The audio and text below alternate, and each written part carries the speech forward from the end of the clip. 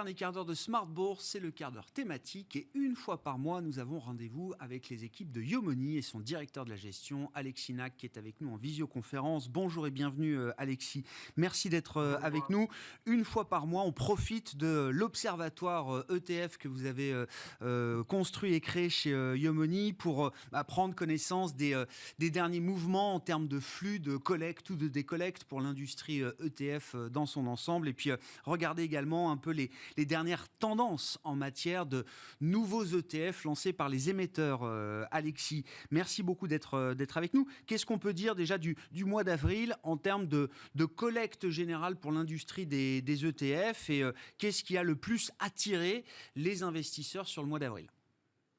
Alors déjà, le fait le plus marquant sur le mois d'avril, c'est que malgré les fortes turbulences qu'on a connues sur les marchés financiers, la collecte en ETF a très bien résisté, je dirais, à ce contexte, vu qu'elle a continué à collecter 14 milliards d'euros sur le mois. Alors on est nettement en dessous des niveaux qu'on avait connus en début d'année, où on était plutôt sur des niveaux de 30 milliards d'euros de collecte, mais on est quand même sur une collecte qui reste significative sur les ETF. La moitié de la collecte, plus de la moitié même de la collecte a été captée par les actions internationales. En revanche, les actions européennes, elles, ont continué à décollecter. Elles ont subi une décollecte de plus de 1 milliard d'euros sur le mois. Les investisseurs continuent à sortir de cette zone géographique.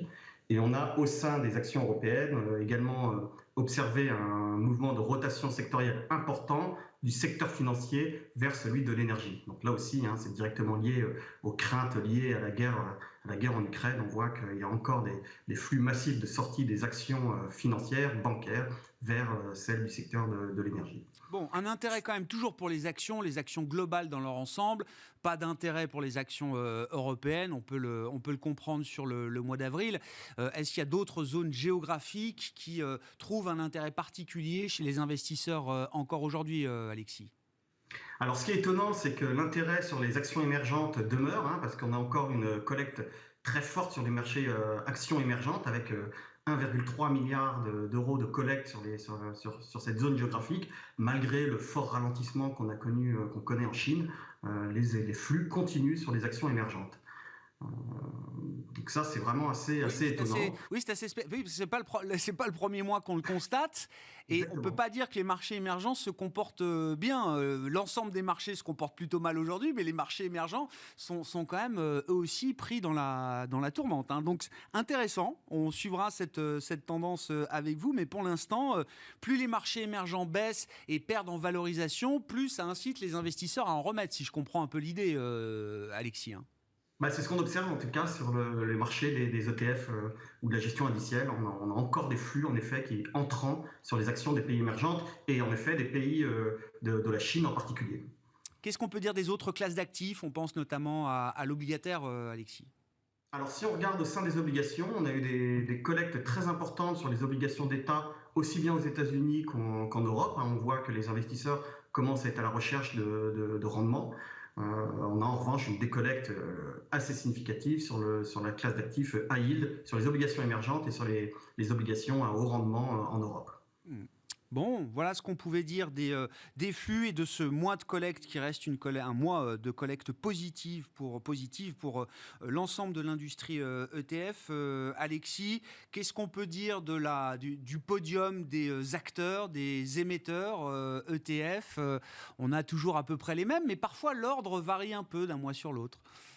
Alors, avant de passer aux acteurs, je voulais revenir aussi sur une autre tendance qu'on a observée qui est intéressante sur les supports durables. On voit que dans ces périodes de forte volatilité, une fois de plus, les supports les mieux notés en termes de durabilité ont été délaissés, parce qu'ils ont représenté moins de 15% de la collecte, alors qu'on était plutôt sur plutôt sur la collecte. Ces supports représentaient plutôt près de la moitié de la collecte l'année dernière, souvenez-vous. Et là, on voit qu'ils ont été complètement délaissés pendant ces périodes de forte volatilité. On peut juste, il y a une explication plausible derrière ce désintérêt un peu plus marqué, toujours plus marqué depuis quelques mois pour les ETF soutenables notamment. Il y a une question de valorisation, c'est des thématiques qui sont encore trop chères aujourd'hui dans des marchés compliqués. Est-ce qu'il y a une explication qui vous paraît plausible, Alexis ?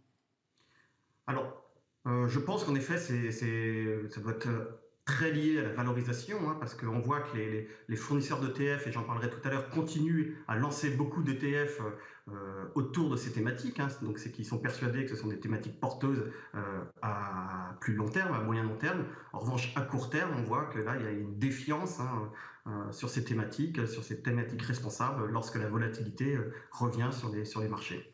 Et la Bon. valorisation, en effet, doit en expliquer Ouais. une bonne partie. Ouais, non, mais des tendances très intéressantes, effectivement, là, qui se confirment encore sur ce mois d'avril. Le classement des acteurs, Alexis, alors? Alors, le classement des acteurs, on a eu un mois en demi-teinte, hein, pour le groupe Amundi Lyxor, hein, qui reste depuis le début de l'année, hein, le leader européen avec plus de 10 milliards d'euros collectés, malgré une collecte moyenne, je dirais, sur le mois, hein, de 800 millions. Et c'est un bon mois pour les sociétés de gestion françaises parce qu'on a BNP qui fait un très bon mois de collecte, hein, parce qu'elle talonne Amundi Lyxor, hein, sur le mois. Elle reste loin sur le podium depuis le début de l'année, mais elle fait un bon mois avec une collecte pas pratiquement équivalente à celle du groupe Amundi Lyxor sur le mois d'avril. Et donc, quoi, je comprends en creux que BlackRock reste numéro 1? Et BlackRock Oui, reste. non, mais il n'y a même plus besoin de le dire.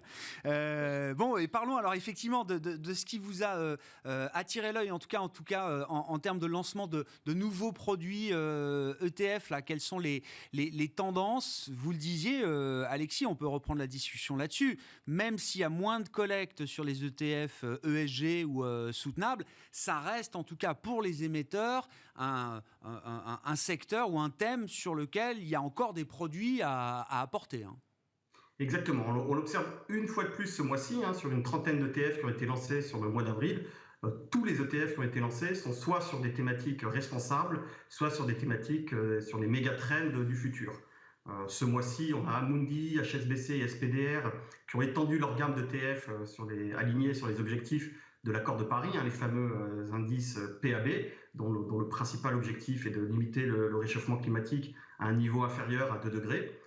Donc ça, c'est une tendance, hein, qu'on observe chez tous les fournisseurs d'ETF qui lancent des ETF qui répliquent ces indices. On a ETC Group, hein, le spécialiste européen, j'en parle souvent, qui fournit d'accès aux actifs numériques, qui a lancé un ETF investi dans les sociétés qui participent au développement du métaverse, hein, thématique du futur dont on parle beaucoup.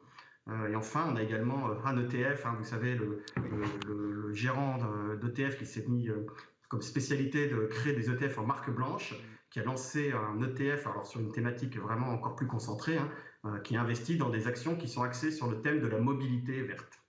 D'accord, donc toujours effectivement cette série de thématiques, les méga trends du futur, et puis quand même la tendance climatique, on va dire ça comme ça, hein, les ETF alignés sur les accords de Paris, qui restent là aussi des produits et des nouveaux produits importants chez les émetteurs.